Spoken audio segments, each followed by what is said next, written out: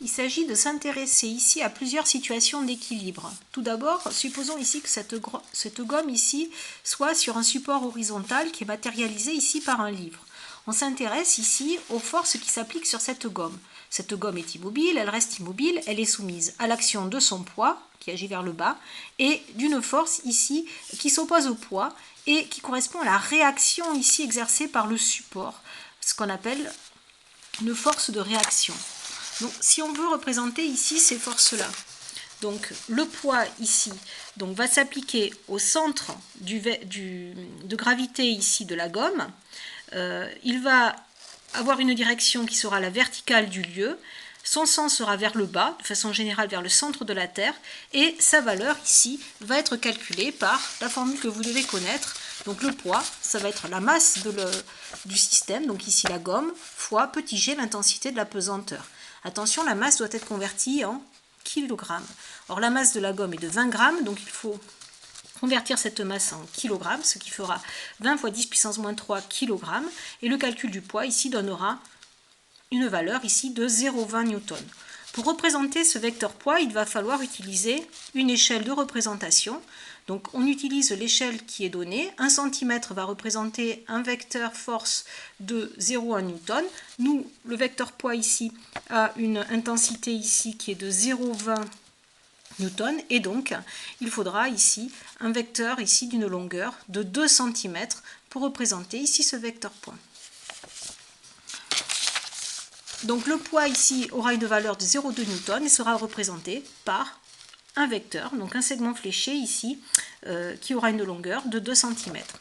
La réaction du support, donc cette force grand R, est une force de contact. Elle est liée au contact entre la semelle, la base ici de la gomme et la surface ici du support. Cette surface de contact ici va être réduite en un point qu'on va indiquer ici comme étant le point A.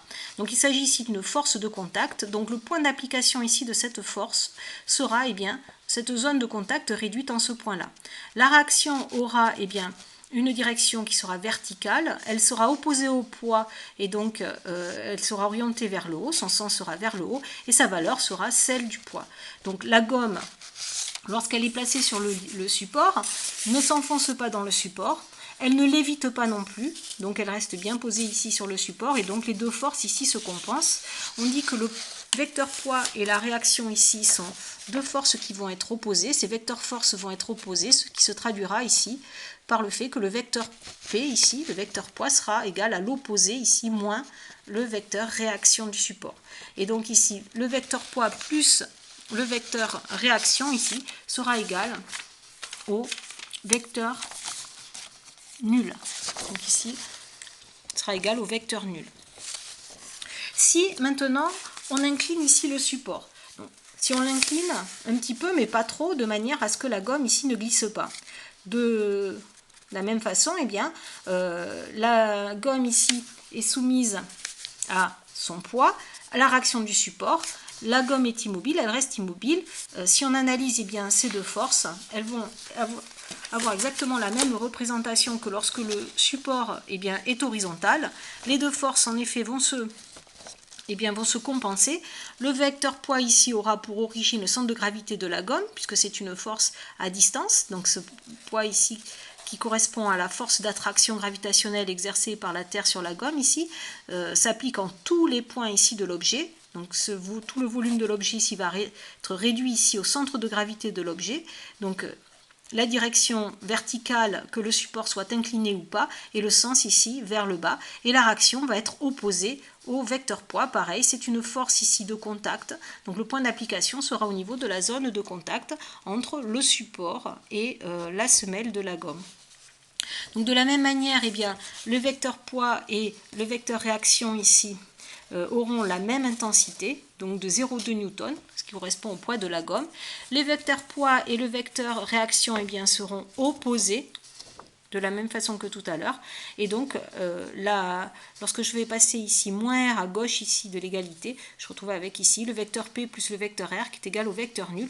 On dit que ces deux forces se compensent. Autre situation, c'est celle ici d'un anneau qui va être soumis ici à deux forces. Donc l'anneau ici est maintenu par deux ficelles et donc lorsque l'on tire de part et d'autre bien sur chacune des ficelles, en exerçant bien deux forces ici, l'anneau ici est en équilibre, donc il est immobile, il reste immobile, et donc on va essayer d'analyser ici les deux forces qui s'exercent sur cet anneau. Donc ici, la schématisation est sur le document. Donc il s'agit ici de représenter les deux forces F1 et F2 ici qui s'exercent ici au niveau de l'anneau.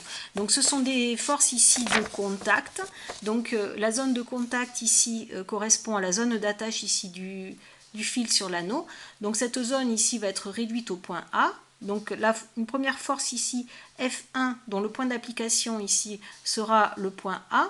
La direction ici de cette force là va être de la droite AB ici, donc la espèce de droite ici AB. Et le sens ici sera du point B vers le point A. On va supposer que cette force vaut 3 newtons, donc F1 égale 3 newtons. On pourrait réaliser une mesure en mettant ici des dynamomètres à la place des ficelles, des dynamomètres qui sont des ressorts étalonnés qui permettent de faire des mesures de force. Donc de la même manière, la force ici F2 qui agit ici de l'autre côté de l'anneau, pour origine ici la zone de contact ici entre la zone d'attache ici de la ficelle ici sur l'anneau qui est réduite au point B. La direction c'est la même, la droite AB, et le sens ici, cette force sera orientée donc du point A vers le point B. L'intensité ici de cette force F2 sera aussi de 3 newtons. Donc par exemple, vous pouvez utiliser une échelle de 0,5 Newton pour 1 cm et vous auriez ici des vecteurs force ici de 1,5 cm. Donc l'anneau ici est immobile, il reste immobile et lorsqu'on analyse ici les forces qui s'appliquent sur lui, on voit que ces deux forces en effet sont opposées. Donc F1 est égal à l'opposé ici de F2 et donc la somme vectorielle ici de ces deux forces F1 plus F2 est égale au vecteur nul. On dit que ces deux forces ici se compensent. Dernière situation, il s'agit ici d'un objet, d'une bille ou d'une perle ici qui est suspendue à un fil. Donc la zone ici d'attache du fil sur la bille ici est au niveau du point ici supérieur. Donc cette bille est soumise, donc si on s'intéresse à ce système ici bille, cette bille est soumise à son poids, donc, qui s'applique ici au centre de gravité de la bille et à la tension ici du fil qui retient ici la bille et l'empêche de tomber. Donc si on représente ici ces vecteurs force, donc ici le poids, donc comme la bille ici a une masse de 25 grammes, on peut calculer un poids de 0,25 newton. Donc un poids ici qui a pour une intensité 0,25 newton, qui s'applique au centre de gravité ici de la bille, dont la direction est toujours la verticale du lieu, le sens est vers le bas, la valeur donc de 0,25 newton, en utilisant l'échelle qui est donnée, 1 cm pour 0,1 newton, on trouve un vecteur poids ici d'une longueur ici de 2,5 cm. La tension du fil, elle, c'est une force de contact, donc le point d'application de cette force est au niveau de la zone de contact entre le fil et la bille, donc, que j'ai noté ici A, et cette tension du fil ici va être selon le fil, donc verticale, orientée ici vers le haut, et puisque la bille est immobile, cette tension ici va exactement ici être opposée ici au vecteur poids. Donc les deux forces ici de nouveau se compensent. Donc dans toutes ces situations-là, on remarque que pour qu'un objet soit au repos, il faut que les forces qui s'appliquent sur cet objet se compensent. Donc la somme vectorielle en fait des vecteurs force ici F1 plus F2 plus F3 etc. s'il y a plusieurs forces, cette résultante ici des forces appliquées, cette somme de vecteurs force ici doit être égale au vecteur nul. C'est ce qu'on note ici, somme sigma des forces dites extérieures appliquées au système. Sur une situation où l'anneau ici serait soumis à 3 forces, il faudrait ici additionner ici les 3 vecteurs force pour vérifier